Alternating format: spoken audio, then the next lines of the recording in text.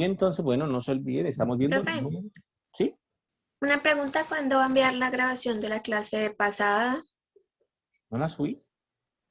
No, ¿Cómo así? Yo creo que las subí todas. Ve, pensé que las había subido todas. Un segundito, por favor. faltan la del miércoles y la del viernes. ¿En serio? Entonces yo quería que la puse en otro grupo. Espera un segundito. Yo confirmo. En serio que yo el viernes dejé subiendo todas las clases y bueno, ya cuando volví ya habían acabado de subir a YouTube y según yo las organicé en cada uno de los classrooms, ya que las puse entonces en otro classroom. De todas maneras, pues si no está, entonces ya va a ser más fácil porque como les digo, ay, ya estaba subida en YouTube, entonces pues era más sencillo. Vamos a ver, aquí está. Efectivamente, está esa del 16 y está la del 17. O sea, aquí está la del martes y la del miércoles, faltaría entonces la del viernes, ¿cierto? Porque está la clase taller y está la del miércoles. Y entonces faltaría la del viernes, ve tan raro. Ahora entonces las cuadro, ¿listo? No hay ningún problema. Entonces ahora las cuadro, como les digo, ya estaban subidas a YouTube, simplemente faltaba era entonces de agregarlas aquí, entonces la busco y le cuadro. ¿Listo? Bueno, muchachos, entonces volvamos ahora sí. Estábamos viendo números reales y habíamos dicho pues que los números reales tenían unos axiomas que eran pues lo más importante aquí, ¿cierto? Estos axiomas los llamamos axiomas de cuerpo. Y básicamente hablábamos de 13 axiomas. Estos 13 axiomas correspondían entonces a las propiedades básicas que tenían los números reales. Y bueno, habían 6 axiomas para la suma, 6 axiomas para la multiplicación y un axioma mixto que era la propiedad distributiva que pues involucraba las dos operaciones como tal. ¿Listo? Luego de eso pues habíamos dado una serie de propiedades y bueno, luego de eso pasamos a potencias. Definimos lo que era una potencia entera, es decir, a la n, ¿vale? A la n con n entero lo definimos como multiplicar a n veces. A por A es a la n. ¿Listo? Y definimos a la menos n, es decir, una potencia negativa. ¿Listo? A la menos n era básicamente 1 dividido a la n. ¿Listo? Eso fue la primera definición, digamos, de potenciación y pusimos propiedades al respecto. Todas estas que están en el teorema 2.2.4 del texto guía son las propiedades de la potencia. ¿Listo? Esas, por supuesto, hay que aprendérselas, pero bueno. Luego de eso, habíamos hecho, bueno, ejemplos por aquí. Luego de eso, habíamos definido la potenciación, pero para raíces. Habíamos definido lo que significaba raíz enésima de un número A. Y básicamente habíamos dicho que la raíz enésima de un número A lo denotamos como a la 1 sobre n, era lo mismo, raíz enésima que a la 1 sobre n, era lo mismo. Y entonces lo denotábamos como el número x, tal que x a la n nos diera a, ¿cierto? Esa fue la definición que dimos. Y entonces dijimos que la raíz cuadrada, la raíz enésima en general, pues estaba relacionada con la potenciación. Había una relación ahí intrínseca y por tanto las propiedades iban a ser parecidas. Y en efecto, las propiedades pues eran muy similares. Este teorema 2.2.5 daba las propiedades de las raíces, nosotros también lo pusimos. Y bueno, ese era, creo que por ahí quedamos. ¿Listo? Luego de eso, observen que podemos definir ahora sí lo que significa una potencia racional. ¿Cómo lo podemos definir? En esta definición 2.2.5 nos indican cómo podemos definir una potencia racional. ¿Por qué? Definición. Definición. ¿Por qué? Porque observen que nosotros podemos definir a la un número racional elevado a la un número racional m sobre n. ¿Listo? En este caso, m y n son enteros, ¿listo? Y por supuesto, como n está dividiendo, n debe ser distinto de 0. N distinto de 0, ¿vale? ¿Cómo podemos definir un número a elevado a la m sobre n? Es decir, elevado a una potencia racional. Pues es muy sencillo, la verdad, es muy sencillo porque a la m sobre n nosotros lo podemos ver por propiedades de las potencias, lo podemos ver como A, por ejemplo, a la M elevado a la 1 sobre N. Es exactamente lo mismo, ¿vale? Sin embargo, noten que esta parte interior, A a la M, sí lo tenemos definido. Es una potencia entera. Entonces, nosotros sabemos que eso es multiplicar a M veces. Entonces, eso sí lo tenemos definido. Y esto elevado a la 1 sobre N, también lo tenemos definido. Porque recuerden ustedes que lo que decíamos, ¿no? Raíz enésima de A, pues era lo mismo que colocar A a la 1 sobre N. Entonces, eso es una raíz enésima. Por tanto, entonces nosotros podemos definir lo que significa A a la M sobre N, pues identificando que esto es como raíz enésima de A a la M, ¿vale? Identificando ese A a la M sobre N como la raíz enésima de A a la M. Y es justamente como se hace. Miren que aquí está. Aquí está, miren. Tenemos un número real positivo, M sobre N un número racional, entonces a la M sobre N, pues va a ser A a la M a la 1 sobre N. Esto va a ser entonces raíz enésima, ¿cierto? De A a la M. Pero recuerden además que podemos intercambiar esto A a la M sobre N. También lo podemos ver, si queremos, como A a la 1 sobre N elevado a la M. Eso también es otra manera de mirarlo. Y esto pues básicamente nos da raíz enésima de A elevado a la M.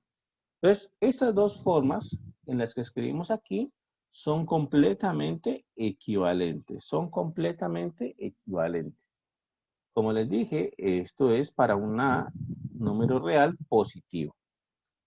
Entonces, nosotros podemos ver que A elevado a la M sobre N, pues lo podemos ver de dos maneras. Entonces, una manera es verlo como la raíz enésima de A a la M, o la otra manera es verlo como la raíz enésima de A y todo eso elevado a la M. Las dos maneras son completamente equivalentes. ¿Listo? Esta forma de acá debe dar lo mismo que esta forma de acá. ¿Vale? Entonces, son dos maneras de definir o de tener en cuenta, pues, lo que puede significar A a la M sobre N. Por eso es que aquí están las dos de una vez. Esta primera es raíz enésima de A a la M y esta segunda forma es raíz enésima de A y todo eso elevado a la M, ¿vale? Pero las dos son completamente iguales, por eso aquí igual, igual, igual, todo esto es igual. Por lo tanto, entonces, la definición se puede hacer con cualquiera de las dos maneras, ¿listo? Y por supuesto que pues están las propiedades de este tipo de potencias racionales. ¿Cuáles son las propiedades que tienen? Entonces, las propiedades que tienen son muy parecidas a las propiedades que ya hemos visto. Observen, propiedades, digamos, propiedades son muy parecidas a las que ya hemos visto. ¿Cuáles son? Entonces, básicamente, pues vamos a copiarlas acá, sería algo así. La primera es que si yo tengo un producto, A por B elevado a la M sobre N, pues la potencia distribuye con respecto al producto, ¿no? Esto distribuye con respecto al producto. Esto es A a la M sobre N por B a la M sobre N. Una potencia distribuye con respecto al producto. Ahora, si multiplicamos la misma base pero con potencias distintas, esto es A a la M sobre N por A a la P sobre Q, digamos. Aquí le ponen P sobre Q, sí. A la P sobre Q. Entonces las potencias, como la base es la misma, entonces queda la misma base y las potencias se suman. Las potencias se suman. ¿Listo? Otra, una tercera propiedad. Si tenemos entonces, aquí está, A la M sobre N elevado a la P sobre Q, pues básicamente lo que hacemos es multiplicar las potencias, ¿no?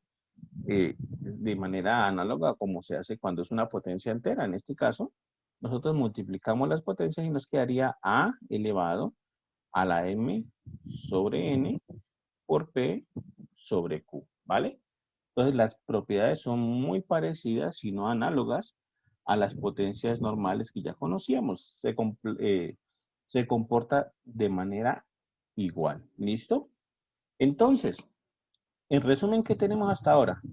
Tenemos entonces vista o estudiada hasta ahora lo que significa potenciación, ¿cierto? Hasta el momento tenemos potenciación,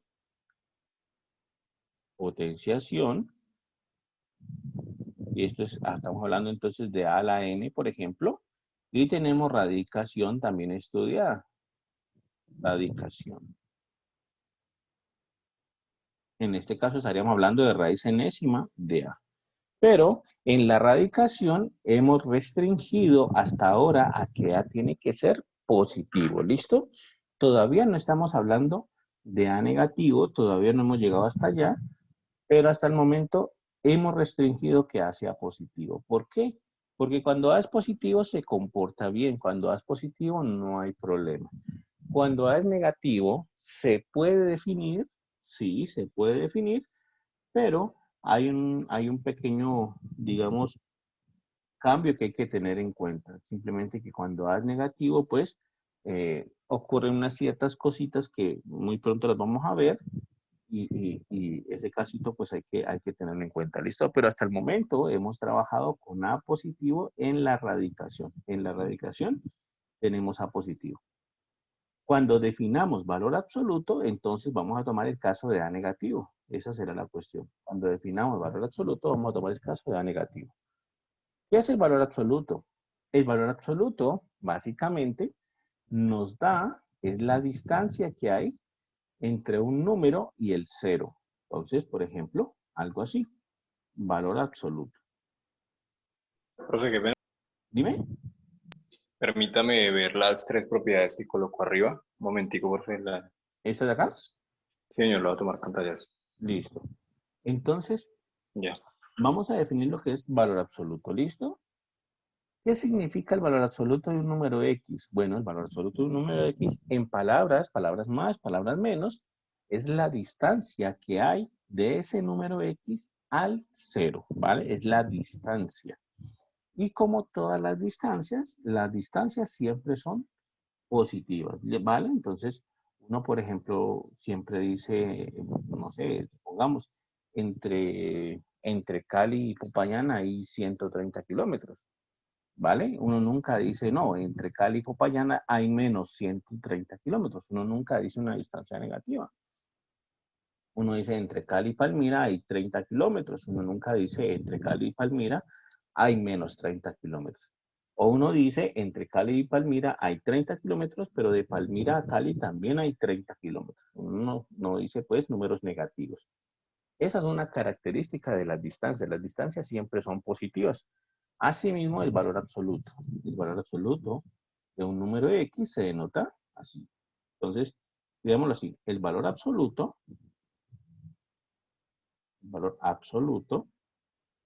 de un número X,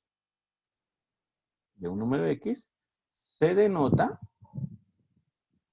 por, observen bien, lo denotamos así. X, pero entre estas dos barritas, ¿listo? Así vamos a escribir el valor absoluto de X. Para nosotros eso se refiere al valor absoluto de X. Y se define de la siguiente manera. Entonces, mucho cuidado aquí, porque si bien ya dijimos la definición charladita de valor absoluto, hay una definición matemática que es la que nosotros tenemos que manejar. ¿Listo? Entonces, ya dijimos, la definición charladita de valor absoluto, la definición para que la entendamos es que el valor absoluto de X corresponde a la distancia que hay entre X y el 0, ¿vale? Corresponde a la distancia que hay entre X y el 0. Pero matemáticamente el valor absoluto se define de la siguiente manera. Es una definición un poco rara, básicamente. Es así, valor absoluto de X va a ser igual a quién. Va a ser igual al mismo X si X es mayor o igual que 0 y va a ser igual a menos X si X es menor que 0. Esa es la definición exacta de valor absoluto. Es la definición matemática de valor absoluto. Y esto tiene que corresponder con lo que estábamos diciendo charladito. Tiene que corresponder a que eso nos dé la distancia que hay entre X y 0. Tiene que corresponder a eso. Entonces veamos que en efecto corresponde a eso. ¿Listo? Veamos que en efecto corresponde a esa situación. ¿Por qué? Porque miren, por ejemplo, valor absoluto de 5, entonces lo charladito dijimos que era la distancia de 5 a 0, ¿cierto? Entonces, valor absoluto de 5, ¿vale? Entonces, va a ser igual a ¿quién? Apliquémosle esa definición que está en rojo al valor absoluto de 5. ¿Va a ser igual a quién? Va a ser igual al mismo 5, ¿cierto? Porque aquí dice que el valor absoluto de X va a ser igual a X, a lo que está dentro de las rayitas, pues a lo que está dentro de las barritas estas, va a ser igual entonces a 5, si 5 es mayor o igual que 0. Y va a ser igual a menos 5, si 5 es menor que 0. ¿Vale? Entonces dice, por definición el valor absoluto de X va a ser igual a 5 si 5 es mayor o igual que 0 y va a ser igual a menos 5 si 5 es menor que 0. De estos dos casos, ¿cuál es verdad? Pues es obvio, ¿cierto? Para nosotros que el verdad es este caso, ¿cierto? Este es el que se está cumpliendo, ¿listo? Ese caso es el que se está cumpliendo. En efecto, este caso es verdad, ¿por qué? Pues porque nosotros sabemos que en efecto 5 es mayor o igual que 0. Entonces, este caso es el que está cumpliéndose y bueno, eso nos indica que el valor absoluto de 5 pues es el mismo 5. Y corresponde con lo charladito, ¿no? Lo charladito dice el valor absoluto de 5 es la distancia que hay entre 5 y 0, pues la distancia que hay entre 5 y 0 es efectivamente 5, ¿listo? Y por ejemplo, valor absoluto de menos 5 o menos 7, pongamos menos 7, por ejemplo, por definición entonces será, valor absoluto de menos 7 será el mismo, lo que está entre las barritas, menos 7, si menos 7 es mayor o igual que 0, y va a ser entonces menos 7 si menos 7 es menor que 0. Eso es la definición de valor absoluto aplicada a menos 7. Esta definición que está en rojo. Observen bien cómo va. Valor absoluto de X es igual al mismo X si X es mayor o igual que 0 y a menos X le aumento un menos si X es menor que 0. Entonces se la apliqué a menos 7. Valor absoluto de menos 7 es el mismo número, menos 7, si menos 7 es menor que 0, ¿cierto? Y menos, le aumento un menos, menos 7, si menos 7 es menor que 0. Entonces, de estos dos, ¿cuál de los dos casos se está cumpliendo? ¿Cuál de los dos casos se da? Pues resulta que para este caso se nos da esta situación, ¿no? En efecto, nosotros sabemos que la otra situación no se da porque pues menos 7 no es mayor que 0. Menos 7 no es mayor que 0. Menos 7 es menor que 0. ¿Listo? Menor que 0. Entonces, se da este caso. Y nos dice que en este caso, el valor absoluto de menos 7 es menos 7. Pero nosotros sabemos que menos 7 pues es igual a 7, ¿cierto?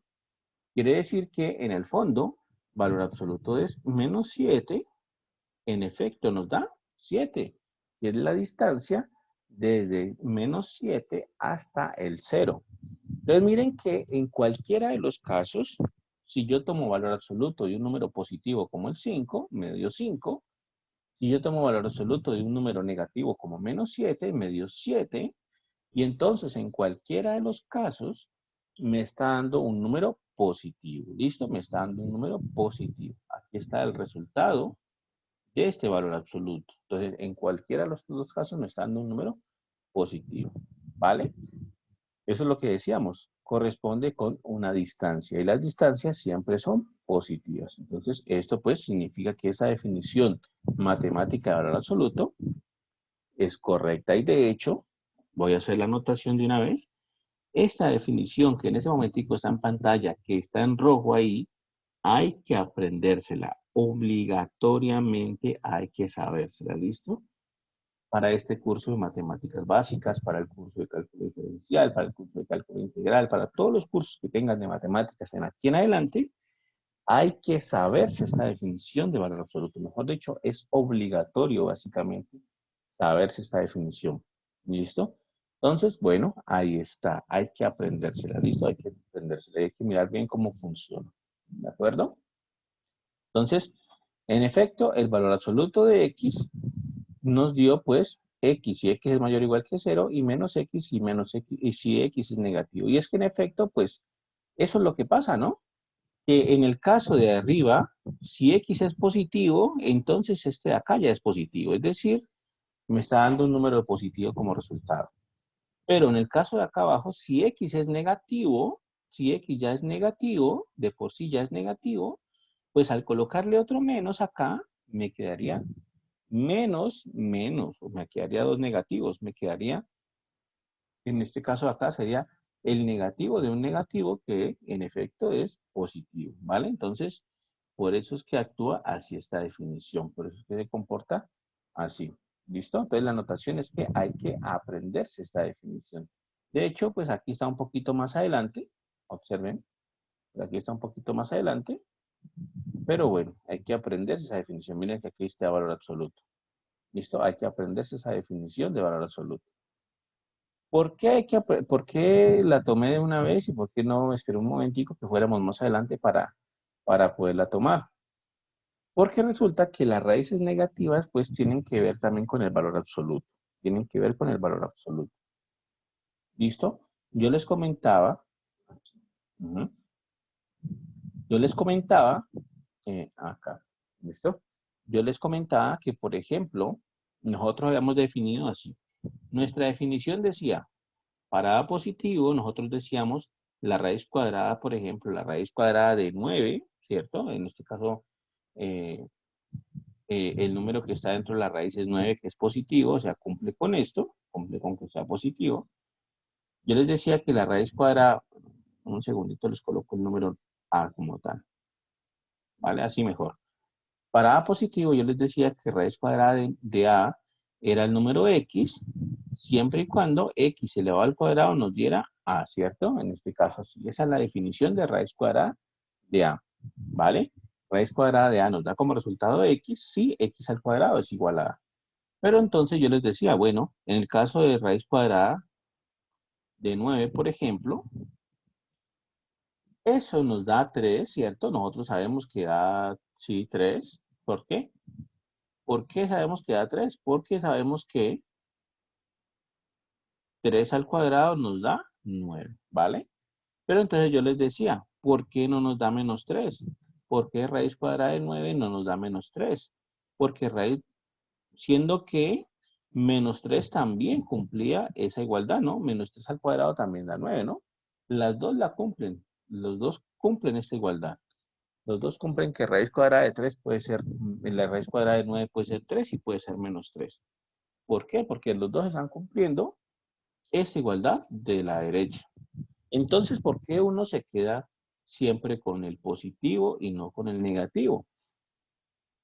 Pues resulta que tiene que ver con el valor absoluto. Ya les dije de esa vez que por definición siempre tomamos la raíz positiva. Siempre nos quedamos con este caso y no nos quedamos con el segundo caso, ¿vale? No nos vamos a quedar con el que raíz cuadrada de 9 es menos 3, no. Siempre para nosotros raíz cuadrada de un número es el número positivo. ¿Listo?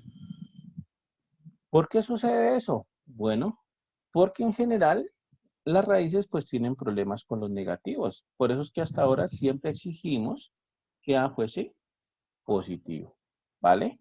Resulta que si nosotros tenemos, por ejemplo, raíz cuadrada, raíz cúbica de menos 27, por ejemplo, entonces en este caso, a menos 27. En este caso, observen, no hay mayor inconveniente, o mejor dicho, no va a haber mayor inconveniente. ¿Por qué? Porque estamos hablando de una raíz impar. ¿Listo? Estamos hablando de una raíz impar. Entonces, las raíces impares no van a tener problema con números positivos o números negativos, como en este caso. En este caso, entonces, no va a tener ningún inconveniente. Esta raíz impar, esta raíz cúbica de menos 27 nos va a dar menos 3. ¿Por qué? porque menos 3 elevado al cubo nos da menos 27. ¿Listo? Exactamente por eso. Entonces, la raíz cúbica de un número negativo no va a tener ningún problema. Asimismo, si nosotros sacamos una raíz enésima de un número negativo, pongámosle así, con esta raíz enésima impar, pues no hay inconveniente. No hay problema. No hay problema. ¿Vale? Se puede sacar entonces raíces impares de números negativos. Los números, la raíz impar no pone problema. Es decir, por ejemplo, la raíz cúbica de menos 27 va a existir. La raíz quinta, por ejemplo, de menos 100 va a existir. La raíz séptima, por ejemplo, de menos 999, por ejemplo, va a existir. Y no va a haber ningún problema. Y pues, por supuesto, con positivos tampoco va a haber ningún problema, porque así fue como las definimos, ¿no? Raíz quinta de 1000, por ejemplo, va a existir. Raíz séptima de, no sé, de 1230, un número positivo, también va a existir. No va a haber ningún problema. Todas estas van a existir. ¿Listo? Tanto para números positivos como números negativos. Es decir, las raíces impares no ponen problema. Los que ponen problemas son las raíces pares. Las raíces pares son las que ponen el inconveniente aquí. Cuando nosotros tenemos, por ejemplo, raíz cuadrada de menos 9, por ejemplo, ¿vale? Entonces, raíz cuadrada de menos 9, ¿a quién es igual? Bueno, no va a existir ningún número, ¿cierto? No va a existir ningún número x, tal que x al cuadrado me dé menos 9. No va a existir ningún número x, tal que x al cuadrado me dé menos 9. ¿Vale? Entonces, bueno, raíz cuadrada entonces de menos 9 no existe. No existe. ¿Listo? ¿Por qué? Porque todo número elevado al cuadrado me da positivo, ¿no? Entonces, en este caso, raíz cuadrada de menos 9 no existe. Y así, todas las raíces pares presentan problemas cuando lo que hay dentro de la raíz es algo negativo. Raíz cuarta, por ejemplo, de menos 10.000, pongámosle. Entonces, no existe, ¿vale? Lo mismo, no existe. ¿Listo? Raíz sexta de menos 20, por ejemplo, no existe. Todas las raíces pares de números negativos no existen. ¿Listo? De números positivos no hay ningún problema. Si nosotros tenemos raíz sexta de 20, sí existe. Esta no tiene problema. Raíz esta, por ejemplo, de menos de 10.000, por ejemplo, o raíz cuarta de 10.000, también existe. No tiene ningún problema. Entonces, en resumen, lo que ocurrió fue lo siguiente, ¿no? Raíces impares no tienen problema, ni con números positivos, ni con números negativos. Los números que están dentro de la raíz pueden ser positivos y negativos y a la raíz impar no le importa, no tiene problema con eso. Las raíces pares no tienen problema con los números positivos, es decir, dentro de la raíz impar puede haber un número positivo, no hay problema. Y dentro de la raíz impar no puede haber números negativos. Si hay un número negativo dentro de la raíz impar, no existe, ¿cierto? Ese resultado no existe. Raíz de menos 9 no existe. ¿Listo? Entonces, esa es la situación. Bueno, y una vez teniendo en cuenta esto, entonces, bueno, esto hay unas propiedades que tienen que surgir de aquí o que surgen de acá. ¿Cuáles son las propiedades? Las propiedades son las siguientes. Observen lo siguiente. Unas propiedades que vamos a tener es lo que les voy a colocar aquí. Propiedades. ¿Cuándo nosotros vamos a poder cancelar una raíz con una potencia? Esa es una pregunta que muchas veces nos vamos a tener que hacer. ¿Cuándo nosotros vamos a poder cancelar una raíz con una potencia? Entonces quiero comentarles que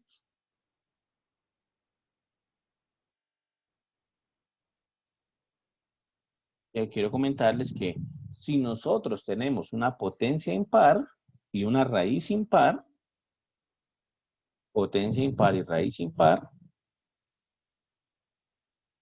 nosotros vamos a poder cancelar la raíz con la potencia sin ningún problema, ¿listo? Es decir, aquí n va a ser un número impar y entonces miren la propiedad que va a surgir aquí. Si nosotros tenemos, por ejemplo, a a la n y raíz enésima de a en una potencia impar, entonces esto básicamente lo vamos a poder cancelar. Cancelamos n con raíz enésima de n y simplemente surge a, ¿vale? Simplemente surge a. Entonces, a a la n raíz enésima de n es simplemente a. Cuando tenemos una potencia. Profe, Dime. pero ahí, por ejemplo, n tendría que ser el mismo número o N digamos tiene que que ser los el dos mismo sean número. impares, pero son diferentes. No, tiene que ser el mismo número, porque si son diferentes, pues entramos a estas propiedades que tenemos acá. Si son diferentes, entramos a esto, porque ya seríamos m sobre n y son números distintos, ¿vale? Pero no, en este caso tiene que ser lo mismo. Como por ejemplo, tener algo como, por ejemplo, tener bueno, pongamos otro número, pongamos 2 a la 3, pongámosle, raíz cúbica de 2 a la 3. Entonces, en este caso, lo que estamos diciendo es que tenemos potencia 3, raíz cúbica, entonces cancelamos y esto nos da como resultado 2.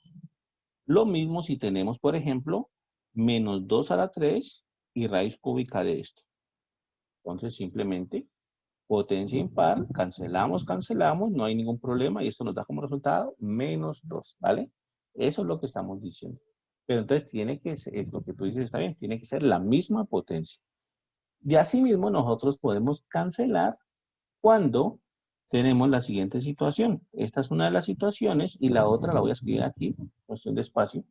La otra la voy a escribir aquí. Simplemente es cambiar el orden. Raíz enésima de a elevado a la n. Y esto nos va a dar lo mismo que a, ¿vale? En otras palabras, cuando la potencia es impar,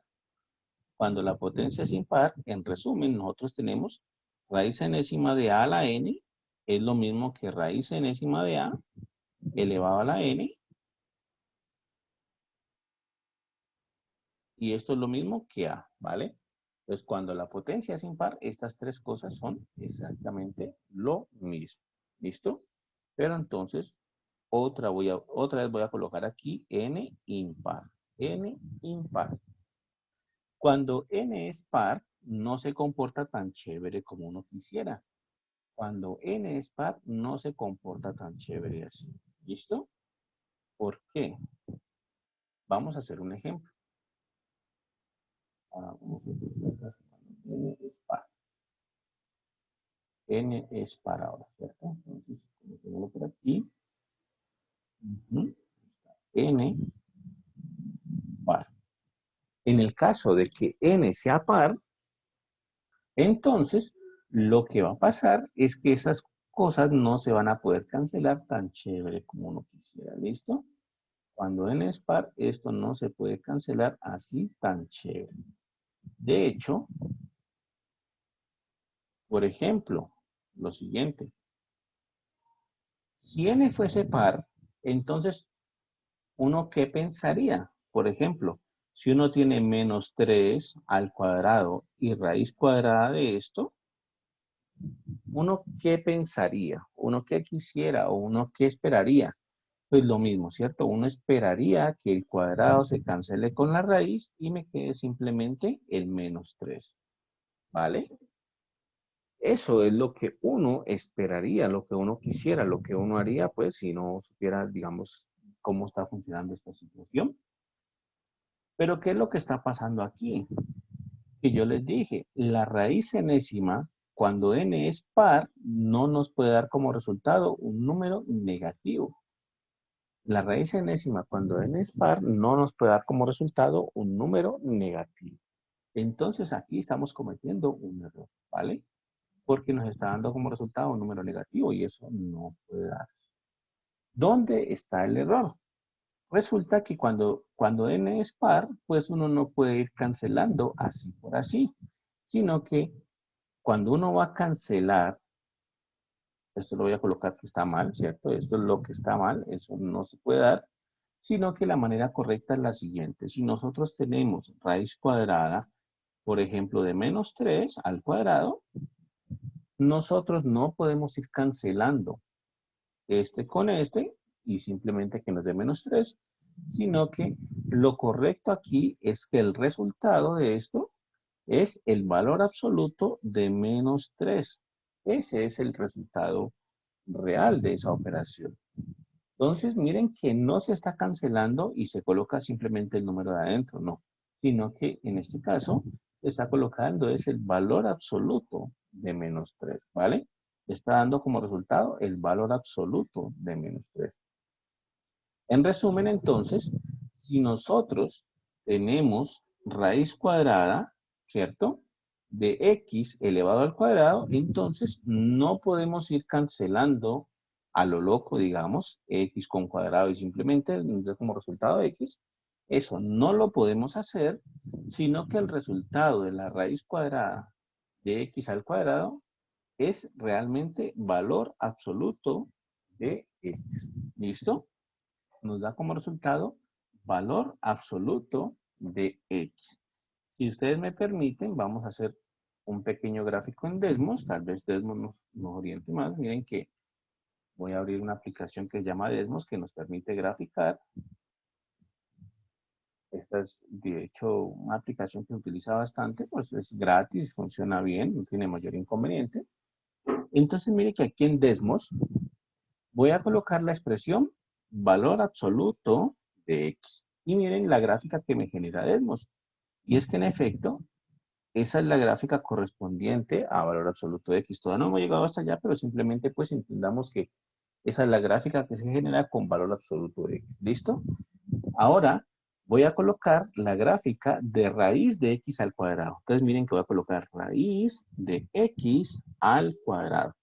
Y miren que me genera absolutamente la misma gráfica, ¿vale?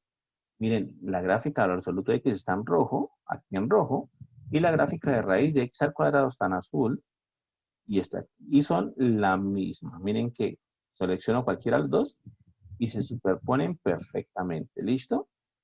Quiere decir que en efecto, pues, el resultado de raíz cuadrada de x al cuadrado es valor absoluto de x. ¿Listo?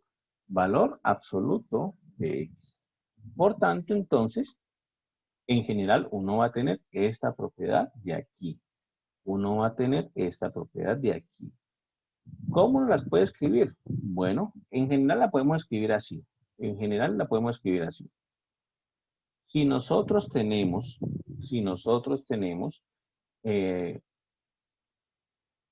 raíz enésima, ¿cierto? De x a la n con n par, ¿vale? Esto nos da como resultado entonces valor absoluto de x. No se cancelan la raíz enésima con el x a la n, no se cancelan las potencias con la raíz enésima y nos queda solamente x, no, sino que el resultado real de esa operación es valor absoluto de x. Lo mismo pasa si nosotros lo escribimos en el otro sentido. Si nosotros escribimos raíz de x elevado a la n, raíz enésima de x a la n, esto también nos da valor absoluto de x. ¿Listo? Valor absoluto de x. Quiere entonces decir que, bueno, ahí tenemos entonces esas opciones, ¿vale? Tenemos entonces esa propiedad también. ¿Listo? Esa propiedad también tenemos acá. Entonces, es muy claro o es muy importante que esto quede claro. Si la raíz es impar, no tenemos ningún problema en cancelar. Si la raíz es impar, no tenemos ningún problema. Si la raíz es par, entonces no vamos a poder cancelar exactamente, sino que eso tiene que darnos como resultado. Es un valor absoluto. ¿Listo? Entonces, eso es lo que quería comentar sobre las raíces pares e impares. Por eso es que hasta ahora siempre hemos mirado el caso donde la raíz, donde lo que está dentro de la raíz, mejor dicho, el número x que está dentro de la raíz, que he puesto aquí este número x, donde ese número que está dentro de la raíz es positivo, porque cuando es positivo, bueno, también se comporta bien y el problema lo dan en los negativos. Miren que aquí es donde hay problemas en los negativos, porque no sale el negativo como tal, sino que sale es sale es el valor absoluto. ¿Listo? Entonces, hay que aprendérsela estas propiedades. Cuando la raíz es impar, no hay ningún problema, cancelamos, actuamos para números positivos y para números negativos sin mayor inconveniente. Si la raíz es par, entonces ahí sí tenemos que tener cuidado, ahí tenemos que tener un poquito de cuidado, porque entonces la raíz enésima ya no cancela tan fácilmente sí, la raíz enésima ya no cancela tan fácilmente con esta potencia y entonces pues ya no se cancela, ya no sale x libre, sino que realmente sale es un valor absoluto de x. Y eso pues resulta en varias ecuaciones, ¿no? Cuando nosotros tenemos que resolver, por ejemplo, x cuadrado menos 16 igual a 0, es una ecuación tan sencilla como esa. ¿Qué es lo que uno haría? Pues lo que uno haría sería el 16 que está restando, lo pasa al otro lado a sumar, entonces le quedaría x cuadrado igual a 16, ¿vale? Y entonces ahora uno dice, bueno, yo ya tengo un x al cuadrado, entonces para despejar ese x al cuadrado, voy a sacar raíz cuadrada a ambos lados. Entonces uno saca raíz cuadrada a ambos lados, entonces quedaría así. Igual a raíz cuadrada de 16. ¿Listo? Si uno no sabe, si uno no está claro en el asunto, uno dice, listo, entonces cancelo raíz cuadrada con cuadrado y me sale simplemente la x, ¿vale? Y aquí sería entonces raíz de 16, que es 4. Y obtengo la solución. Tengo que la solución es x igual a 4. Eso es lo que uno haría si uno no tiene tan clara la situación, si uno no está tan claro en este tema. ¿Por qué esto es un error o por qué cometí un error aquí? Porque básicamente cuando tiene esa raíz cuadrada de x al cuadrado, pues no sale como tal, no sale el ax, ¿no? Sino que sale es valor absoluto de x. La respuesta correcta o el procedimiento correcto sería así. De aquí sale es valor absoluto de x igual a la raíz cuadrada de 16, que ya dijimos siempre es positiva y es 4. Entonces nos queda que valor absoluto de x es igual a 4. Y entonces, bueno, si valor absoluto de x es igual a 4, significa entonces que x es igual a 4 o bien x es igual a menos 4, ¿vale? O algunas personas escriben también x igual a más o menos 4, también lo escriben así. Y listo, entonces ahí solucionaría la ecuación. Y entonces encuentra la solución real de la ecuación. La solución es x igual a 4 o x igual a menos 4. Vieron entonces que haciendo el otro procedimiento, el procedimiento erróneo de cancelar el cuadrado con la raíz, haciendo ese procedimiento le salió simplemente que x era igual a 4. Simplemente le salió esto. Quiere decir entonces que por no saber las propiedades, ya se estaba perdiendo una solución de la ecuación. Esta se estaba perdiendo. Simplemente estaba hallando esta acá, pero no estaba hallando la otra solución. Es decir, que esa propiedad, pues, estaba haciendo cometer un error ahí. Si no, el no saberse esa propiedad, pues, estaba haciendo cometer un error. Era hacer perder una de las soluciones de la ecuación, ¿vale? Y eso es lo que va a pasar entonces cuando nosotros tenemos raíces pares. Cuando tenemos raíces pares, si queremos cancelar esa raíz par, bueno, sacamos una raíz, sacamos entonces, tenemos una potencia par, mejor dicho. Si tenemos una potencia par, sacamos una raíz enésima para cancelar esa potencia, pues el resultado es un valor absoluto de x. ¿Listo? Es un valor absoluto de x. ¿De acuerdo? ¿Está claro hasta ahí, muchachos? ¿Está bien? No se olviden entonces. En resumen, potencias impares no presentan mayor problema. Potencias pares, bueno, tenemos que tener cuidado porque al querer cancelar una potencia par con una raíz enésima par, pues entonces el resultado va a ser valor absoluto de x. No va a ser x, sino valor absoluto de x. Mientras que en potencias impares, mientras que en potencias impares, pues el resultado sí es, aquí quieren, le coloco una x para que quede igual. X raíz enésima de x, esto es x, ¿vale? Entonces, en potencias impares sí se cancela normal y en potencias pares no se cancela tan fácilmente, sino que sale un valor absoluto de x, ¿listo? Ahora bien, ¿Qué quería comentarles también? Observen lo siguiente. De hecho, aquí me adelanté un toquecito dando la definición de valor absoluto. Me adelanté un toquecito y introduje esta notación de aquí de la cual no hemos hablado. Y toca hablar también de esta notación. Yo les dije que esto significaba que x era mayor o igual que 0 y que x era menor que 0. ¿Listo? Eso de ahí, pues lo mencioné así por encimita, pero hasta ahora no hemos hablado de qué significa que sea mayor o igual o que sea menor. De hecho, uno sabe, pues, uno sabe que, por ejemplo, que 3 es menor que 5, entonces uno lo escribe así, ¿cierto? Uno dice, 3 es menor que 5, en efecto. Uno sabe que 3 es más chiquito que 5. O uno sabe que menos 2 es menor que 8, por ejemplo, y cosas así, ¿cierto? Pero a nivel matemático, ¿cómo se definirá que A sea menor que B? En general, ¿cómo se da matemáticamente que A es menor que B? Entonces, eso tiene que ver con la segunda parte de los axiomas, que son los axiomas de orden. Entonces, miren que aquí habla de la estructura de orden. Entonces, ahora sí, vamos a hablar qué significa que eso sea, que A sea menor que B sea menor que A y todo eso. ¿Listo? Axiomas de orden, bueno, simplemente hay un par de axiomas que, bueno, toca explicarlos un poquito, pero la cuestión es la siguiente. Eso nos va a lograr hacer que podamos definir qué significa en matemáticas exactamente A menor que B. ¿Listo? Entonces, ahora sí, para los axiomas de orden, quiero recordar, pues, que nosotros sabemos que hay unos números reales positivos, ¿no? Todo el mundo sabemos cuáles son los números reales positivos. Entonces, esos se denotan así. Estos son los números reales, el conjunto de los números reales positivos. ¿Listo?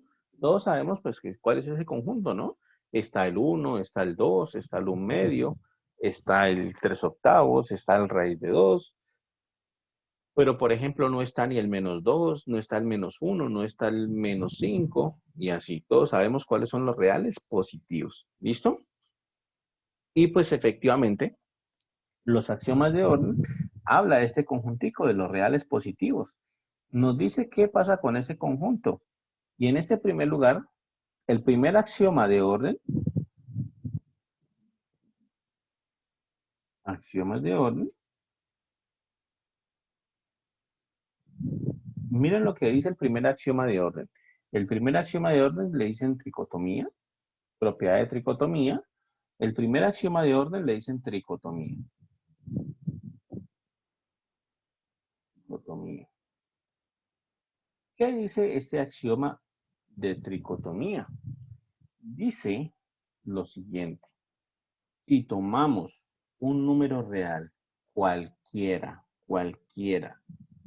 entonces ese número real solamente va a tener 3 posibilidades. Por eso lo de tricotomía, porque ese número real va a tener 3 posibilidades únicamente y en alguna de esas tiene que darse. ¿Listo? En alguna de esas propiedades tiene que darse.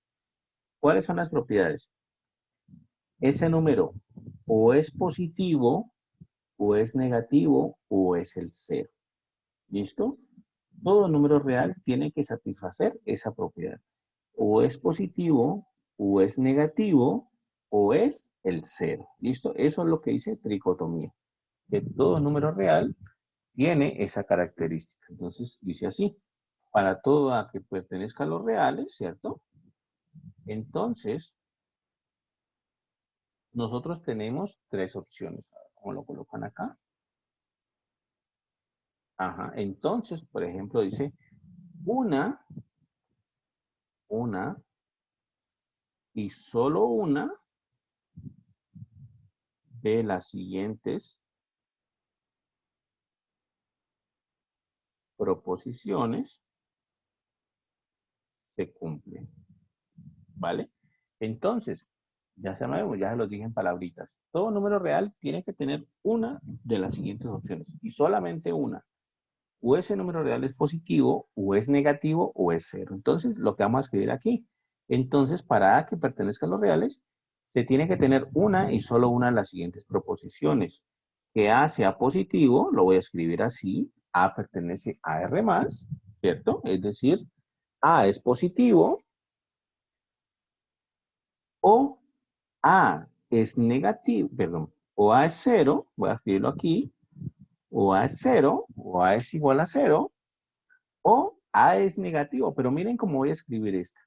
Si A es negativo, significa que menos A es positivo, de hecho, entonces así lo puedo colocar. Esa significaría, esta tercera significa que A sea negativo, ¿no? ¿Por qué? Porque si A es negativo, menos A es positivo, de hecho. Si A es negativo, menos A es positivo. Entonces, por eso lo coloco así.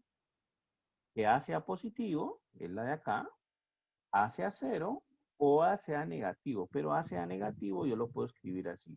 Que menos A sea positivo. Por ejemplo, el menos 2. Nosotros sabemos que menos 2 originalmente, ¿cierto? Es negativo. ¿Listo? Pero si yo le diera otro menos, entonces me queda menos 2 que al final de cuentas me queda positivo. Entonces, por eso lo coloco con ese menos aquí en la parte de adelante. Para indicar, pues, que A es positivo, A es cero, o menos A es positivo también. O lo que es lo mismo, A es negativo. ¿Listo? Esa es la propiedad de tricotomía.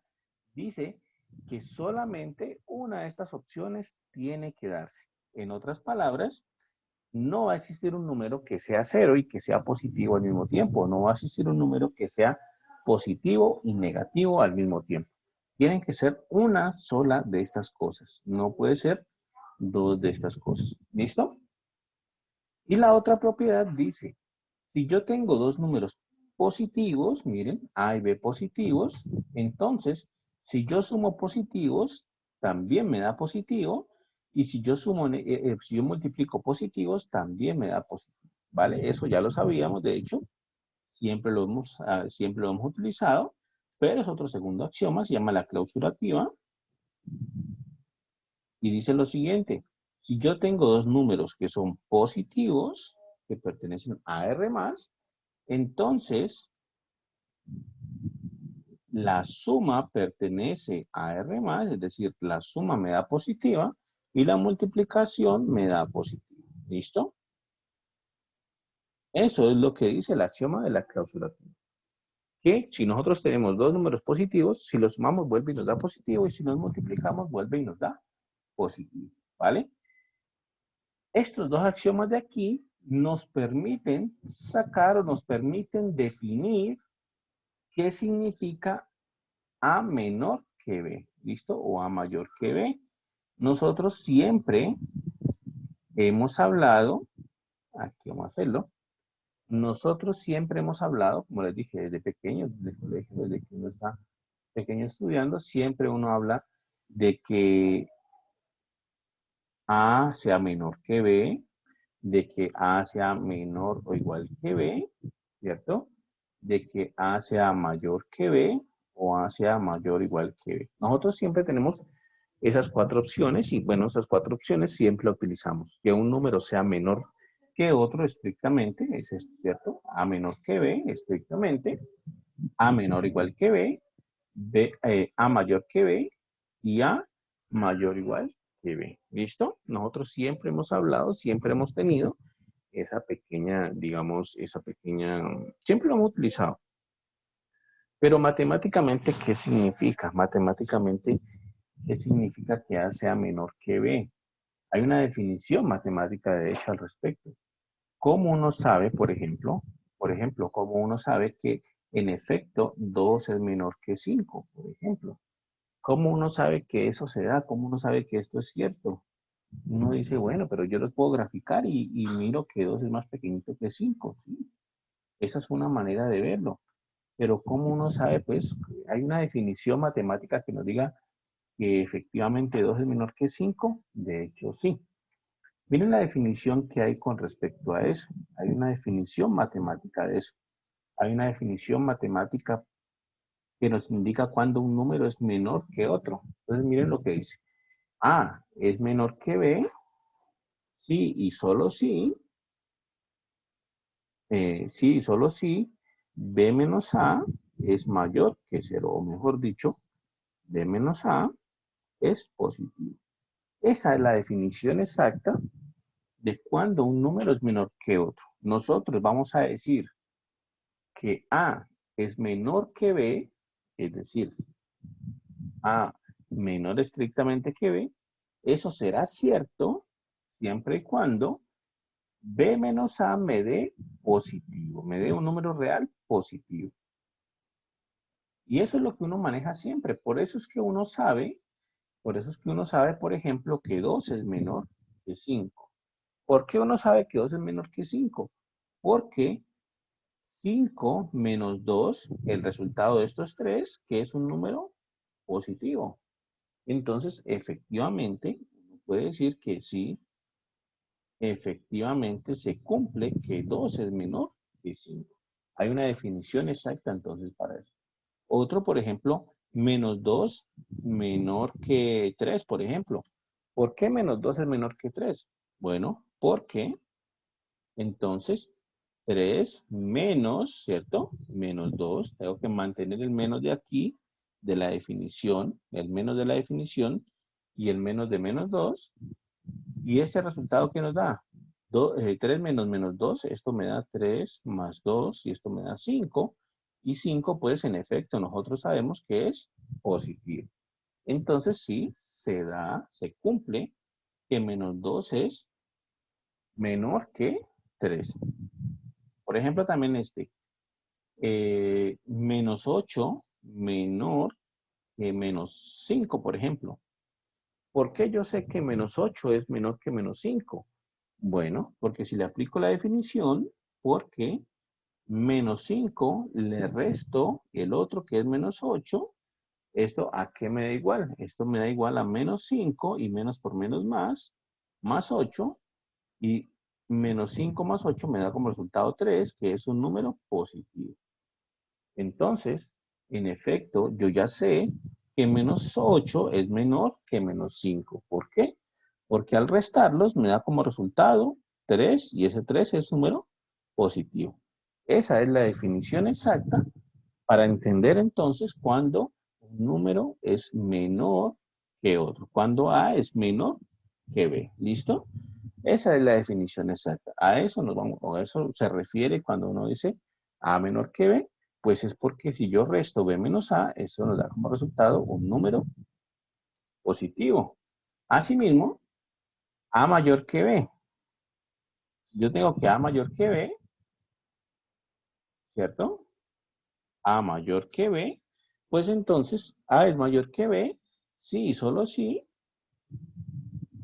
Si yo lo resto, A menos B, esto me da como resultado mayor que 0, o lo que es lo mismo, A menos B, me da como resultado un número positivo, ¿vale? Es la definición exacta de lo que está pasando ahí. Yo ya sé entonces que 8 es mayor que 5, porque si yo lo resto, 8 menos 5 me da como resultado 3, y 3 en efecto es un número positivo. Entonces, bueno, ahí está. Por eso entonces se tiene esa partecita de ahí. ¿Listo? ¿De acuerdo hasta ahí? ¿Está claro hasta ahí? ¿Alguna pregunta? ¿Alguna duda, muchachos?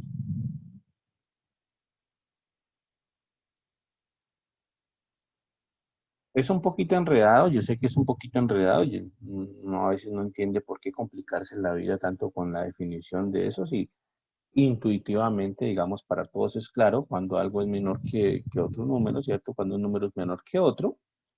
La cuestión es que en matemáticas, todo lo que hacemos, pues, tiene que tener una definición, tiene que tener un soporte matemático de por qué es así, ¿vale? Y hay cosas intuitivas, pues, que nos enseñan desde antes, pero que realmente nunca nos dicen, pues, de dónde salen, cómo se definen, qué es lo que está pasando ahí, ¿listo? Y todas esas cosas que nos enseñan intuitivamente, pues realmente tienen una razón matemática de ser así. Y en este caso, pues, esa es la razón de uno hablar siempre de A menor que B. A menor que B, entonces, ¿qué significa? Bueno, A es menor que B significa que si yo resto B menos A, tiene que darme un número positivo. Y A mayor que B significa que si yo resto A menos B, tiene que darme un número positivo. ¿Listo? Y A menor o igual. Y A menor o igual que B, A menor o igual que B, significa que si yo lo resto, A menor o igual que B, significa que si yo lo resto, B menos A, el resultado de esta resta me da positivo o me da 0. Eso es lo que significa A menor o igual que B. Significa que si yo resto B menos A, el resultado de esa resta tiene dos opciones. La primera opción es que me dé positivo, que es justamente la de arriba, ¿cierto? Y la segunda opción es que me dé 0. Por eso se hace la diferencia, o se hace este signito aquí, este simbolito de menor, y se la viene esa rayita aquí, pues para indicar de que se toma el caso en donde A es igual a B. En A es igual a B, entra en este caso, ¿cierto? Y por eso entra el caso de que B menos A sea 0.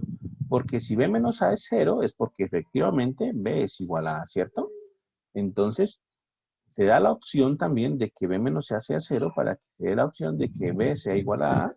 Y entonces, así se define que A sea menor o igual que B. Entonces, para A menor o igual que B, nosotros tenemos que B menos A es positivo o el B menos A sea 0.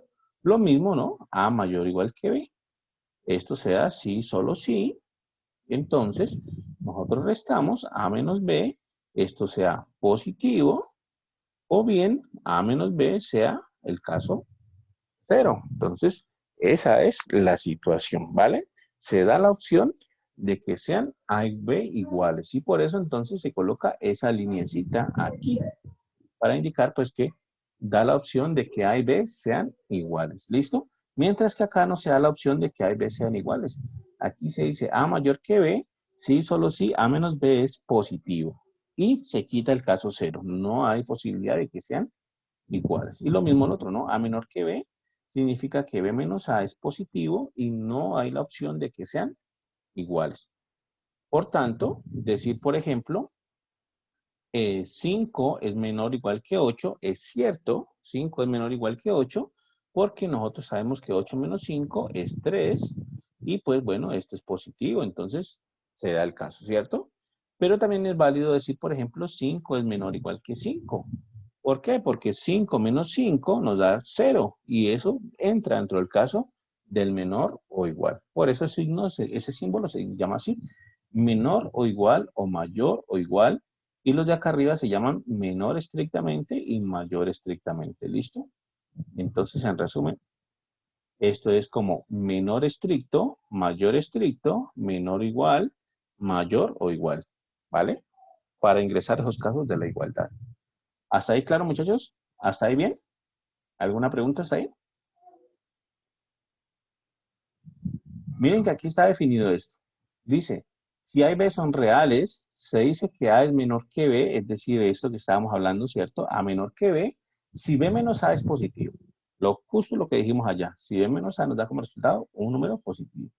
De manera análoga, A mayor que B significa entonces que A menos B es positivo. ¿Listo? Entonces, fue justo lo que acabamos de definir allá. ¿Listo?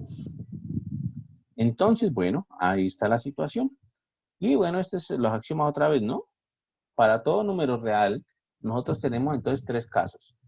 O A es positivo, es este caso, o A es 0, o menos A es positivo, ¿vale? En resumen, era A es positivo, A es 0 o A es negativo. Eso es tricotomía.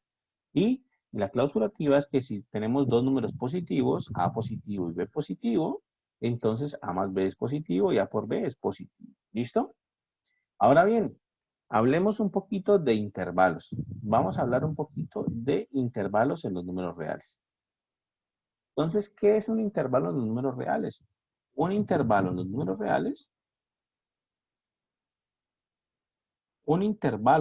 reales, es una colección de puntos, es un conjunto de puntos. ¿Listo? O intervalos, coloquémoslo. Intervalos. ¿Listo? Entonces, es un conjunto de puntos, básicamente. Hay varios tipos de intervalos. Vamos a explicar cuáles son los intervalos que hay, cómo se definen. Es muy importante saber cómo se comportan estos intervalos. Y el primer intervalo que vamos a conocer son los intervalos de la forma A, B. Y así entre paréntesis los dos. Esto se llama intervalo abierto.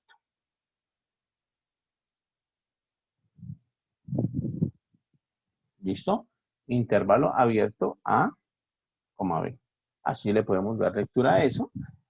Y entonces, bueno, eso se define de la siguiente manera. El intervalo abierto A, B se define como el conjunto de los números reales o el conjunto de los X que pertenecen a los reales, tales que X son menores estrictamente que B y mayores estrictamente que A.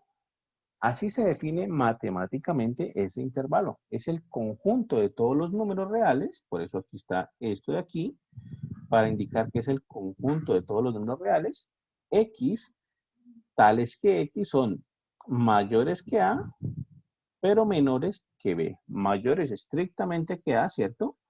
Y menores estrictamente que B. Es decir, se quita la posibilidad a que sean iguales, ¿vale? Como hablamos hace rato. Entonces, matemáticamente, o bueno, gráficamente lo podemos hacer así, ¿no? Podemos graficar nuestra recta real. Nuestra recta real sería, por ejemplo, esta de aquí. Bueno, bien. Nuestra recta real podría ser, por ejemplo, esta, así. ¿Listo? Coloquemos la recta real. Vamos a tener el 0 como punto de referencia siempre. Vamos a ubicar un punto A y un punto B generales. Nunca hemos hablado del signo de estos dos puntos, entonces coloquemos A y B así. Y entonces el intervalo abierto A, B sería ni más ni menos que el conjunto de puntos desde A hasta B, el conjunto de puntos desde A hasta B, algo así, todos estos punticos que estoy colocando en rojo, ¿vale? Sin tomar los extremos, sin tomar el punto A y sin tomar el punto B. Por eso uno hace esa bolita ahí, esa circunferencia pequeñita, y no la pinta por dentro. El hecho de que no está pintadita por dentro, porque hay unas veces que la pinta así, el hecho de que no está pintadita por dentro significa que no entran en ese conjunto ni A ni B. No entran los extremos. ¿Listo? Esta sería la definición entonces de intervalo abierto. En el intervalo abierto no entran los extremos. Asimismo, hay intervalo cerrado. Entonces, intervalo cerrado se escribe así, A, B, pero entre estos corchetes de aquí. Al tener esos corchetes, pues significa que estamos tomando los extremos. Entonces, esto va a ser intervalo cerrado A, B, ¿vale? Así lo podemos leer. Intervalo cerrado A, B. Y entonces, por definición, el intervalo cerrado serán, entonces, todos los conjuntos, todos los reales, todos los números reales X, tales que X va a ser menor o igual que B y va a ser mayor o igual que A, ¿vale? Entonces, en el intervalo cerrado, pues se da la posibilidad a que X llegue a ser hasta A y llegue a ser hasta B. Puede tomar el valor de A y puede tomar el valor de B. Justo como en la desigualdad, como en el menor igual, ¿no? X en este caso puede tomar hasta el valor de A y puede tomar hasta el valor de B. Gráficamente, entonces lo mismo, nuestra recta real. Por aquí está nuestra recta real. Por aquí va a estar 0 como punto de referencia. Por aquí va a estar A. Por aquí va a estar B. Y el intervalo cerrado lo representamos entonces con una lineecita. Esta lineecita va a ser el intervalo cerrado.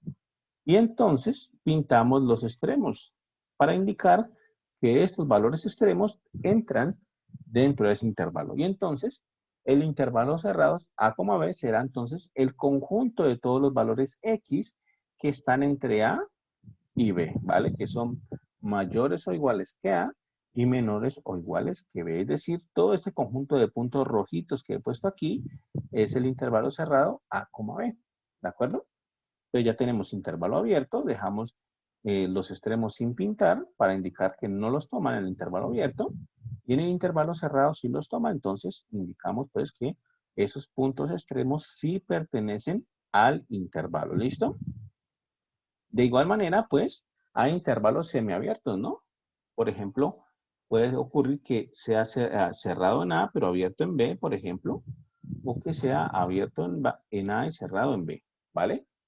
Son intervalos semiabiertos. Entonces, semiabiertos, ¿listo? Y estos, pues, se definirán de manera análoga, ¿no? Sería algo así.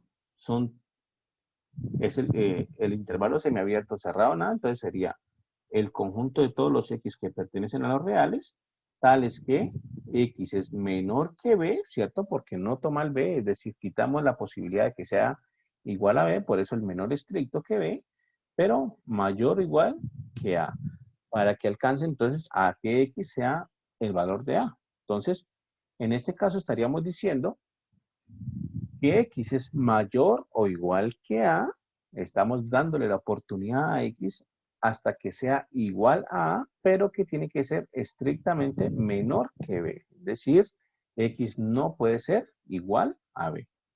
Y este intervalo acá será entonces los X que pertenecen a los reales, tales que X es mayor que A, ¿vale? Le quitamos la posibilidad a X de que sea igual a A, le quitamos esa opción, por eso el mayor estricto que A, pero que sea menor o igual que B, para que tenga la opción de que X sea igual al número B. Y gráficamente estos intervalos pues van a ser muy similares a lo que hicimos ya. Entonces, nuestra recta real por aquí, nuestra recta real por aquí, ¿vale?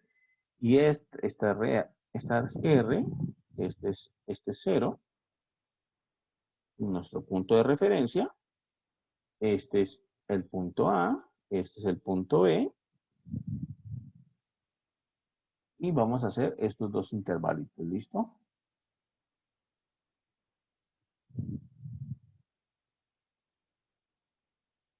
Entonces, el intervalo semiabierto, pero que está cerrado en A, sería este primero que voy a dibujar aquí.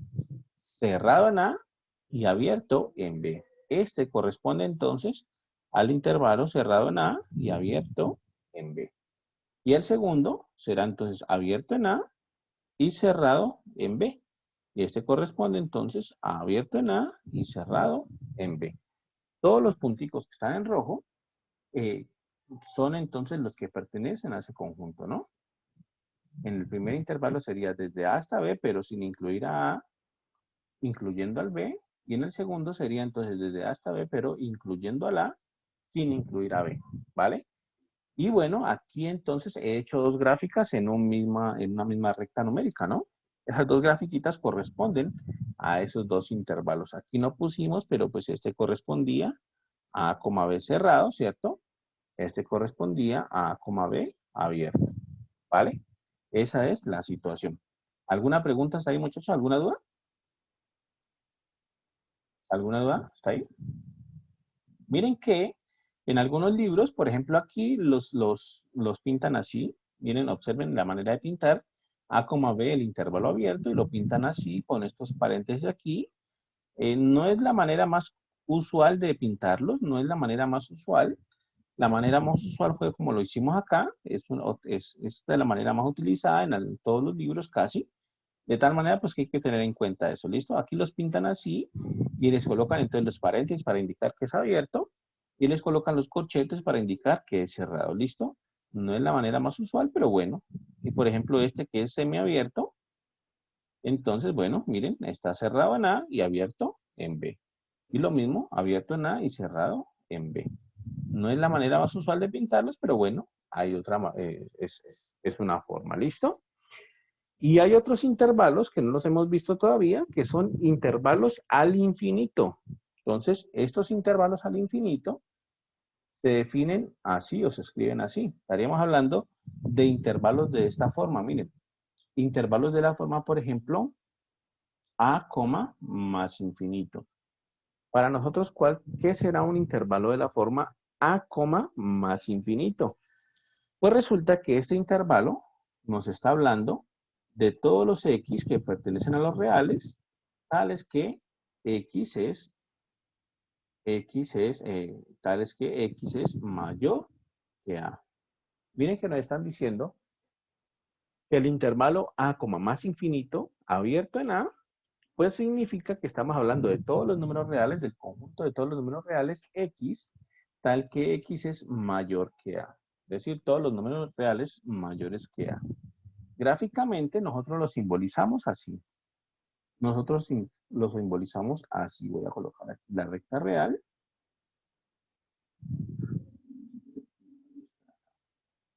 Voy a colocar la recta real aquí. Esto es los reales. Por aquí puede estar el 0, punto de referencia. Por aquí puede estar el punto A. Puede estar el punto A. Y entonces el intervalo desde A hasta más infinito, nosotros lo simbolizamos con una semirrecta, partiendo de aquí hasta más infinito. Y le colocamos la flechita que le he puesto acá al final, para indicar pues que esa recta continúa pues hacia el infinito, ¿no? Y como está abierto en A, quitamos la posibilidad de que sea igual a A. Entonces, dejamos la bolita ahí sin pintar. ¿Listo? Esa sería la definición entonces del intervalo desde A hasta más infinito. ¿Listo? Entonces, quedaría como definición el conjunto de todos los reales tales que, el conjunto de todos los reales x tales que x es mayor que A. Asimismo, nosotros podemos definir otros intervalos también hacia el infinito. Nosotros podemos definir, por ejemplo, cerrado en A hasta más infinito. Por ejemplo, desde menos infinito hasta A y desde menos infinito hasta A cerrado. Esos intervalos también los podemos definir y sería algo así. El conjunto o el intervalo desde A hasta más infinito, entonces sería todos los x que pertenecen a los reales, tales que x es mayor o igual que a.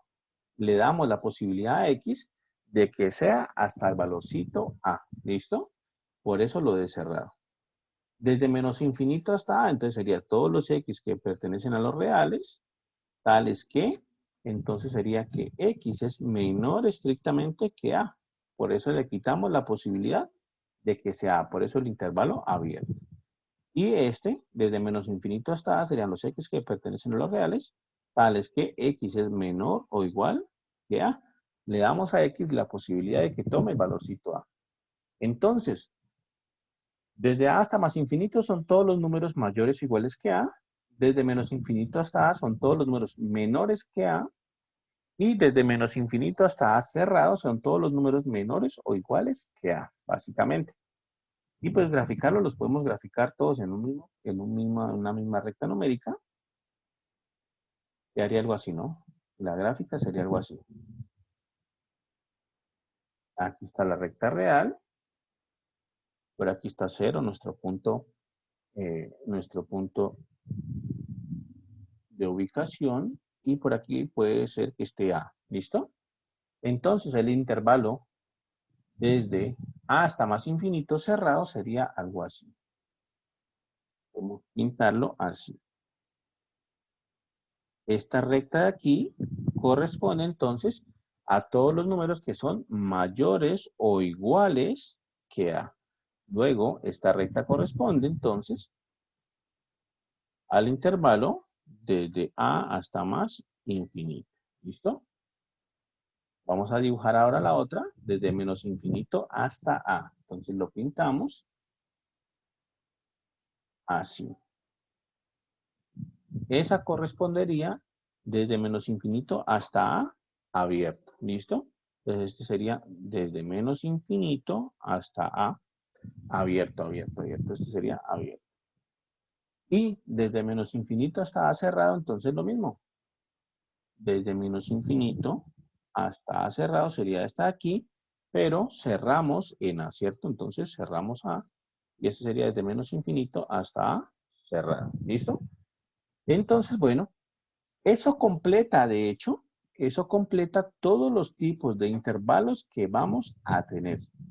Todos los tipos de intervalos que tenemos, están en estas clases, en estos 8 tipos de intervalos que hemos puesto aquí. En resumen, entonces, tenemos intervalo abierto desde A hasta B, ¿cierto? Lo pintamos así. Intervalo cerrado desde A hasta B, lo pintamos así. Y tenemos semiabiertos o semicerrados, también les dicen en algunas partes. Desde A hasta B, entonces solamente uno de los lados está cerrado, el otro está abierto. Y los pintamos así, ¿listo? Ahí tenemos 4 intervalos. Y los intervalos al infinito, entonces tenemos desde A hasta más infinito abierto en A, lo pintamos así. También tenemos desde A hasta más infinito cerrado en A, lo pintamos como el de más abajo, como el rojo, ¿cierto? Primero rojo. Desde menos infinito hasta A abierto en A. Y desde menos infinito hasta A cerrado en A. Son 8 tipos de intervalos los que manejamos, ¿listo? Aquí hay que aclarar algo. Miren que yo hice, aquí hay que aclarar algo. Miren que yo hice el intervalo A, más infinito, cerrado en A más infinito. Lo puse desde menos infinito hasta A, abierto, desde menos infinito hasta A, cerrado. Esos fueron los intervalos que yo puse, ¿listo? Ahora bien, quiero preguntarles una cosa. ¿Por qué yo nunca puse un intervalo, por ejemplo, de la forma A, más infinito cerrado acá? ¿Por qué creen que yo nunca puse un cerrado en más infinito? Entonces, ¿alguien me puede decir por qué no puse esto? ¿Por qué creen que no existe esto? ¿Qué pasó con este caso? Se estaría contradiciendo. ¿En qué sentido me estaría contradiciendo? En el sentido de que infinito no tiene una limitación, ¿no, profe? Entonces no puede estar cerrado. Exactamente. De hecho, eh, el infinito como tal, ¿cierto? Ese símbolo infinito, de hecho, ni más infinito ni menos infinito, de hecho, no son números, esos no son números, ¿vale? Son símbolos para expresar exactamente lo que el compañero dice, para expresar que no hay límite, que sigue derecho, ¿vale? Pero no son números. Y por lo tanto, como no son números, pues yo no puedo cerrar aquí. No puedo cerrar aquí porque infinito y menos infinito no son números, son simplemente símbolos, ¿vale? Son símbolos para identificar, pues, que el intervalo sigue creciendo o sigue decreciendo de manera indeterminada, digámoslo. Sigue creciendo siempre, ¿vale? No se detiene en un punto particular. Por eso, efectivamente, no cierro ni en más infinito ni en menos infinito. ¿Listo? Hay que tener cuidado con eso porque también es un error muy común en los estudiantes de cálculo, sobre todo en cálculo diferencial o cuando uno está estudiando límites al infinito, por ejemplo. Muchos estudiantes colocan así, ¿no? Pueden colocar así. Puede ocurrir que un estudiante coloque intervalo A hasta más infinito, por ejemplo, y cierre aquí. Y pues bueno, eso es incorrecto, ¿vale? Porque pues lo que decíamos, infinito no es un número y por tanto no me es permitido cerrar ese intervalo en el infinito. En A sí, porque A es un número particular, entonces A no tiene ningún problema en cerrarse. Bueno, pero el problema está acá en más infinito, ¿listo? Pero bueno, ¿por qué definimos esos 8 intervalos? ¿Qué ganamos definiendo todo eso? ¿Qué ganamos complicándonos la vida definiendo todos esos 8 intervalos? Porque pues, son muchos para aprenderse, ¿no? Son bastantes a los que hay que aprenderse. Entonces, ¿qué ganamos aprendiéndonos todos estos intervalos? Pues resulta que muchas veces cuando uno quiere resolver unas cosas que llaman inecuaciones, cuando uno quiere resolver unas cosas que llaman inecuaciones, pues resulta que las inecuaciones en general, la solución de ellas pues viene en forma de intervalos, viene en forma de intervalos. Entonces, cuando uno quiere resolver esas inecuaciones, pues bueno, resulta que eso viene siendo un intervalo. Por ejemplo, una inecuación muy sencilla, una inecuación muy trivial, digámosle, es algo así. Por ejemplo, resolver x más 5 menor que 8, por ejemplo. ¿Vale? Es una inecuación muy trivial. Hay muchísimo más complicadas. Pero bueno, esta de aquí es muy sencilla. ¿Por qué? Porque entonces si uno quiere solucionar esta inecuación, ¿qué es lo que va a hacer? Pues pasa el 5 al otro lado a restar y entonces me quedará así, 8 menor que perdón, es x menor que 8 menos 5, ¿no? Pasamos el 5 a restar. Y 8 menos 5 es 3, o sea que nos quedaría que x es menor que 3, ¿vale? X es menor que 3, pues simboliza a todos los números reales x que son menores que 3. Simboliza a todos los números reales x que son menores que 3. Quiere decir que palabras más, palabras menos, estamos hablando desde menos infinito hasta 3. Eso sería el intervalo al que está asociado la solución de esa inecuación. Todos los x que son menores que 3, pues es básicamente el intervalo desde menos infinito hasta 3. Y entonces, pues bueno, esa de aquí es la solución de la inecuación, ¿vale? Entonces, esa es la cuestión. Las inecuaciones traen como en general la solución como en forma de intervalo. Entonces, esto lo podemos graficar así, ¿no? Esto sería nuestra recta real. Estaría nuestra recta real. Por aquí estaría 0 como punto de referencia. Por aquí 1, 2, 3. Por aquí estaría 3. Y entonces estaríamos hablando de que la solución de esa inecuación, pues son todos los números x desde menos infinito hasta 3, pero abierto en 3. Y esa sería la solución de esa inecuación. ¿Listo? Como les dije, pues esa inecuación era bastante trivial, demasiado fácil, pues. Hay unas inecuaciones verdaderamente complicadas, pero era para observar simplemente la relación que hay entre inecuación e intervalo. ¿Listo? Aparte de que el concepto de intervalo lo estamos utilizando, de hecho, siempre. Todo lo que tenga que ver con cálculo diferencial, con cálculo integral, vamos a hablar de intervalos. Entonces, pues es importante tener claro a qué se refiere uno exactamente cuando dice intervalo. ¿Listo? ¿Qué es lo que vamos a hacer ahora? Una vez definidos estos 8 tipos de intervalos, lo que vamos a hacer ya el viernes es hablar de las propiedades que tenemos, ahora sí, con las desigualdades. ¿Para qué vamos a hablar de las propiedades? Para resolver inecuaciones. Miren las propiedades que vamos a tener. Por ejemplo, esta propiedad del teorema 2.3.1, observen lo siguiente. No, espérenme, otro. Esta.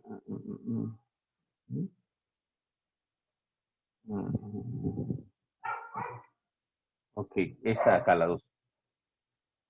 Miren propiedades de este tipo vamos a tener. Por ejemplo, si nosotros tenemos una desigualdad A menor o igual que B, A menor o igual que B, y tenemos un número C aparte que es positivo, entonces nosotros podemos multiplicar a ambos lados por ese número C, a ambos lados de la desigualdad, por ese número C y listo. Se comporta bien. Pero si tenemos la desigualdad A menor o igual que B y tenemos un número C negativo, resulta que al multiplicar a ambos lados por ese número C, la desigualdad cambia. Miren que acá era menor o igual y acá es mayor o igual. Esa es una de las diferencias entre las igualdades y las desigualdades. En las desigualdades hay que tener mucho cuidado con esa operación que nosotros siempre hacemos de que si algo está multiplicando pasa a dividir y que si algo está dividiendo pasa a multiplicar. En las desigualdades toca tener muchísimo cuidado. ¿Por qué? Porque si algo es positivo, entonces no va a tener mayor problema. Por ejemplo, algo así. No sé, por ejemplo, les voy a colocar algo así. X sobre 3 menor que 7, por ejemplo. Entonces ustedes dicen, bueno, yo tengo que despejar X, entonces tengo que quitar ese 3 de aquí, ¿cierto? El 3 está dividiendo a la X. Pero ese 3 es positivo, entonces, bueno, lo puedo pasar a multiplicar sin mayor inconveniente. ¿Listo? Pero si ese 3 fuese negativo, entonces, lo mismo, debo quitar ese 3 de aquí, pero ese menos 3 me está estorbando, pero bueno, es negativo. Quiere decir que si yo lo paso a multiplicar, entonces lo puedo pasar a multiplicar. Aquí me quedaría menos 3 por 7. Pero la cuestión es que como pasé a multiplicar algo que estaba dividiendo y era negativo, entonces la desigualdad debe cambiar. Miren que aquí estaba menor y aquí la cambio por mayor. Entonces, esa es una de las propiedades o una de las diferencias con las desigualdades. esas dos operaciones que hacemos nosotros, que si algo está dividiendo y lo pasamos a multiplicar, o que si algo está multiplicando y lo pasamos a dividir, hay que tener mucho cuidado con ellas, porque entonces hay que distinguir los dos casos de cuando eso que pasamos a dividir o eso que pasamos a multiplicar es positivo o es negativo. ¿Listo? Por ejemplo, algo así. 3x más 7 menor que 2, por ejemplo. Entonces, el 7 está sumando, yo lo paso a restar sin ningún problema. Esto es 2 menos 7. Y esto es 3x menor que 2 menos 7 es menos 5. Y ahora el 3 que está multiplicando, el 3 está multiplicando, lo paso a dividir sin mayor problema. Esto es menor. Así. Me quedaría así. Pero si ese número fuese negativo, por ejemplo, menos 3 más 7 menor que 2, entonces arranco lo mismo. El 7 está sumando, lo paso a restar, entonces me quedaría menos 3x menor que 2 menos 7. El primer paso sigue intacto. 2 menos 7 es menos 5, entonces me quedaría 3x menor que menos 5. Y en el siguiente paso, debo pasar a dividir ese 3, pero aquí es negativo, es menos 3. Entonces ya no es tan sencillo porque lo paso a dividir, pero la desigualdad debe cambiar. ¿Listo? Y entonces me quedaría así. Y entonces, bueno, ahí hay una diferencia notable con respecto a lo que habíamos hecho antes. ¿Listo? Hay que tener bastante cuidado. En las desigualdades, si lo que queremos pasar a multiplicar o a dividir es positivo, no hay problema. Pero si lo que queremos pasar a dividir es negativo, entonces hay que cambiar la desigualdad. ¿Vale? ¿Alguna pregunta, muchachos? ¿Alguna duda? Bueno, entonces, eso ya lo hacemos el otro viernes, el viernes que viene, miramos estas propiedades, y mañana en la clase taller resolvemos ecuaciones, resolvemos propiedades de las que ya hemos hecho hasta ahora en forma. ¿Listo? Vamos a hacer ejercicios ahora sí en forma, ya hemos visto ahora sí tema. Entonces, de la sección de ejercicios y todo esto, vamos a ver ecuaciones, vamos a ver entonces cómo resolver. Miren que aquí hay valor absoluto, hay todo eso. Entonces, vamos a ver todo eso. ¿Listo? Pero entonces, vayan haciéndolo ustedes. Mañana llegan con las dudas y bueno, ahí entonces comenzamos a estudiar todo esto que estamos hablando. ¿Vale, muchachos? Bueno, entonces, si no hay dudas, dejamos hasta ahí y ya nos veremos mañana entonces en la sección de taller. ¿Listo? Nos vemos entonces. Muy bien. Gracias, profe. Chao, nos vemos en la pantalla. Hasta luego, profe. Hasta luego, Gracias, que esté muy profe. bien. Hasta luego, profe. Chao. Gracias.